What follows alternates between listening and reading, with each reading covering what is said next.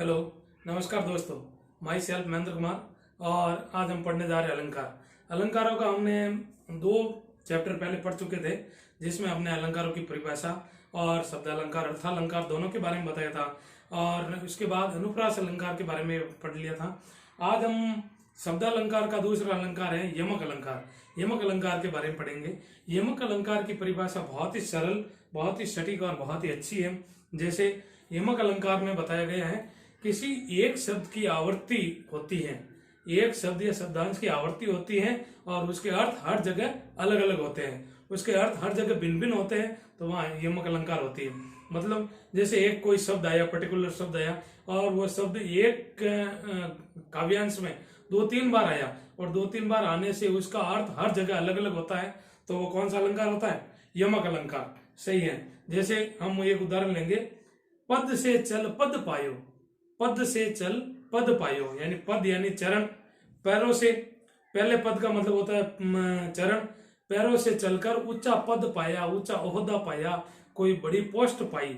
तो ये पद 2 बार आया, तो एक पद का मतलब हो गया चरण और दूसरे पद का हो गया पोस्ट या ओहदा या कोई बड़ा पद, ये हो गया।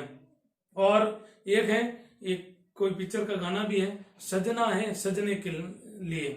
सजना, सजना मतलब श्रृंगार करना, मेकअप करना, तैयार होना। किसके लिए सजना है? सजने के लिए। सजना यानी उसका पति, प्रियतम, जो भी है वो।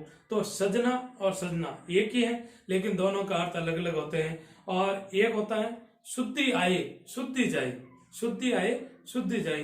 किसी की पहले शुद्धि का मतलब होता है याद और दूसरी शुद्धि का मतलब होता है शुद्ध बुद्ध खो जाना, यानी अर्थात किसी की याद आने पर अपनी खुद की शुद्ध बुद्ध खो देना। तो ये सब यमक अलंकार के नॉर्मल उदाहरण है।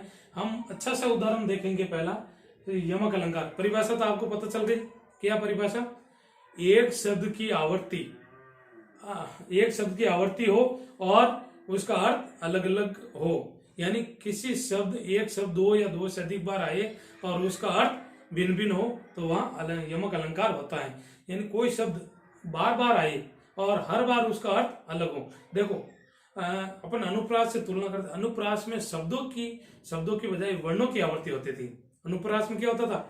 एक वर्ण बार बार आए तो पर वहां पर वो अनुप्रास अलंकार होता था। और यमक अलंकार में एक शब्द बार बार आए और हर जगह उस शब्द का अर्थ अलग अलग हो, तो वहां पर यमक अलंकार होगा। जैसे एक उदाहरण देखते हैं, सारंग ले सारंग चली, सारंग पुगियो आय, सारंग सारंग में धरियो, सारंग सारंग माई। अब देखो, इसमें सारंग शब्द काफी बार आया है, लेकिन हर बार सारंग का अर्थ अलग अलग होता है। यहाँ इतने सारे सारंग है, लेकिन ये सारंग का अर्थ अलग अलग होता है। तो यहाँ पर कौन सा अलंकार होगा? श्योर है, यमक अलंकार ही होगा, क्योंकि हर जगह देखो, पहले सारंग का मतलब सारंग ले सारंग चली, सारंग, यहाँ सारंग का मतलब होता है स्त्री। क्या अर्थ होता है? स्त्री। यहाँ सारंग का मतलब होता है स्त्री। और यहाँ दूसरे सारंग का मतलब होता है घड़ा। क्या लेकर चला? घड़ा। पहले सारंग का मतलब स्त्री, दूसरे सारंग का मतलब घड़ा, तीसरा सारंग यहाँ होता है बादल। बादल, तीसरे सारंग का तो हो गया बादल। चौथे सारंग का सारंग सारंग में धरियो, सारंग यानी वस्त्र, वस्त्र। और इस सारंग का मतलब होता घड़ा। वापस यहाँ पर घड़ा। सारंग सारंग माई, सारंग यानी स्त्री और यहाँ सारंग का मतलब होगा सरोवर, सरोवर। तो ये इतने सारे अर्थ हो गए। जैसे पहले सारंग ले सारंग चली, एक स्त्री है जो सर पर घड़ा लेकर चल रही है, पानी लाने के लिए जा रही है, पनियारी है, पानी लेने के लिए जा रही है। सारंग चली, सारंग पुगियो आई। इतने में सावन भादवा का महीना था और बादल आ चुका था, घनघोर बादल आया। सारंग पुगियो आई, सारंग आ चुका था। सारंग सारंग में धरियो, सारंग, उस स्त्री ने क्या किया? अपने वस्त्रों को न भिगे, स्त्री के वस्त्र न भिगे, उसके लिए उन्होंने एक उपाय किया कि ये बादल से बरसात होगी और मेरे सारे वस्त्र भीग जाएंगे, तो मैं घर कैसे जाऊंगी। तो उन्होंने एक स्कीम लगाई, एक उन्होंने प्लान बनाया, सारंग सारंग में धरियो। उस स्त्री ने अपने वस्त्र, जो वस्त्र थे, उन्होंने अपने घड़े के अंदर डाल दिए और सारंग सारंग माई, और खुद सारंग यानी तालाब के अंदर चली गई। तो ऐसे करके यहाँ पर सारंग सारंग के खूब सारे अर्थ होते हैं। तो इसमें कौन सा अलंकार होगा? यमक अलंकार। यमक अलंकार की सिंपल सी परिभाषा है जहां पर एक शब्द बार बार आए और हर जगह उसका अर्थ अलग अलग हो। और अनुप्रास अलंकार में होता है एक वर्ण की आवृत्ति बार बार हो और उसका वर्ण की आवृत्ति बार बार हो तो अनुप्रास अलंकार होता है। और यहाँ पर यमक में शब्द की आवृत्ति होती है और शब्द की आवृत्ति हर जगह अर्थ अलग अलग होता है। देखो एक दूसरा और उदाहरण समझते हैं। मूर्ति मधुर मनोहर देखी, मूर्ति मधुर मनोहर देखी, भयो विदे विदे विशेखी। यहाँ देखिए विदेह और विदेह, विदे विदे, विदेह विदे दो बार शब्द आया है।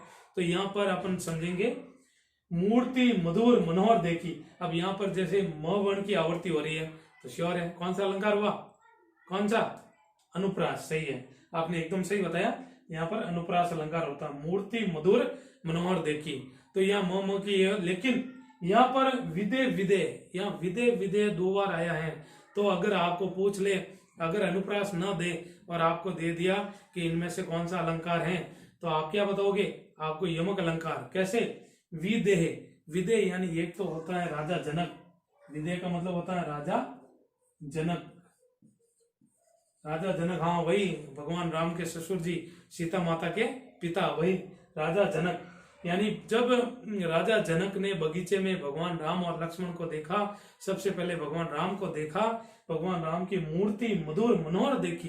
भगवान राम की मूर्ति कैसी थी, मधुर थी, मनोहर थी। ऐसी मनोहर मूर्ति को देखा तो भयो विदे, भयो यानी जो राजा जनक हो गए, क्या हो गए, विदे विषय की, यानी उनको देखकर राजा जनक बिना देह के हो गए। मतलब अपनी शरीर को, शरीर की शुद्ध बुद्ध, शरीर की शुद्ध बुद्ध खो चुके, शरीर की शुद्ध बुद्ध खो चुके। क्या कर दिया उन्होंने, जब भगवान राम को देखा, राजा जनक ने भगवान राम को देखा, तो राजा जो राजा विदे था, विदे यानी राजा जनक था, जिन्होंने भगवान राम को देखकर अपनी खुद की शरीर की शुद्ध बुद्धि खो चुके थे, शरीर की शुद्ध बुद्धि खो चुके। कौन, किसने खो दिया, राजा जनक ने। तो इस विदे विदे दो बार शब्द आया है, विदेह विदेह। तो यहाँ पर कौन सा अलंकार होगा, यहाँ पर यमक अलंकार होगा। एक और उदाहरण देखते हैं बढ़िया सा। तो परवारो उर्वशी सुनी राधिके सुजान, तू मोहन के उर्वशी है हुए उर्वशी समान। ये आपने बचपन में काफी पढ़ा होगा, बहुत ही अच्छा सा उदाहरण है, सूरदास जी ने लिखा है और कृष्ण भगवान के बारे में लिखा है। तो परवारो उर्वशी, तो परवारो उर्वशी यानी हे राधा, जब राधिका नाराज हो जाती है, राधा नाराज होती है, कृष्ण भगवान उनको मनाने के लिए कह रहे हैं कि हे राधा तेरे ऊपर तो पर वारो उर्वशी, तुम पर तो हजारों उर्वशिया, लाखों उर्वशिया तुम पर वार दूं, निछावर कर दूं। यानी जो उर्वशी अप्सरा थी, जो स्वर्ग की सबसे नंबर 1 अप्सरा थी, उनके बारे में बताया कि वो भी अप्सरा तुम्हारे सामने तो क्या कर रही है, पानी भर रही है। अर्थात तुम्हारी सुंदरता, राधा की सुंदरता कोई नहीं, उसके समान कोई नहीं है। अर्थात उर्वशी भी उनके समान सुंदर नहीं है। उर्वशी तुम्हारे ऊपर तो लाखों उर्वशियों को मैं निछावर कर दूं। सुन राधिके सुजान, हे राधिका, हे सुंदर राधिका, हे सुजान राधिका, तुम सुनो, तुम्हारे ऊपर तो लाखों उर्वशिया मैं क्या कर दूं, निछावर कर दूं। तू मोहन के उर्वशी, तू मोहन, मोहन यानी श्री कृष्ण, तू मोहन के उर्वशी, उर्वशी यहाँ तो आ गया उर्वशी, कौन सी उर्वशी, जो स्वर्ग की अप्सरा थी वो। यहाँ उर्वशी, उर यानी हृदय, हृदय में बसना। ये राधिका तुम श्री कृष्ण के अर्थात मोहन के उर यानी हृदय में बसी हुई हो। कहां पर बसी हुई हो, हृदय में निवास करने वाली हो, तुम मोहन के उर्वशी अर्थात मोहन के हृदय में रहने वाली हो। हवे उर्वशी समान, तुम हवे उर्वशी समान यानी तुम उर्वशी के समान हो। यहाँ उर्वशी का मतलब होगा जो उर के ऊपर जो आभूषण होता है, श्री कृष्ण भगवान यहाँ पर आभूषण या गहना, आभूषण या गहना, इस उर्वशी का मतलब होगा गहना।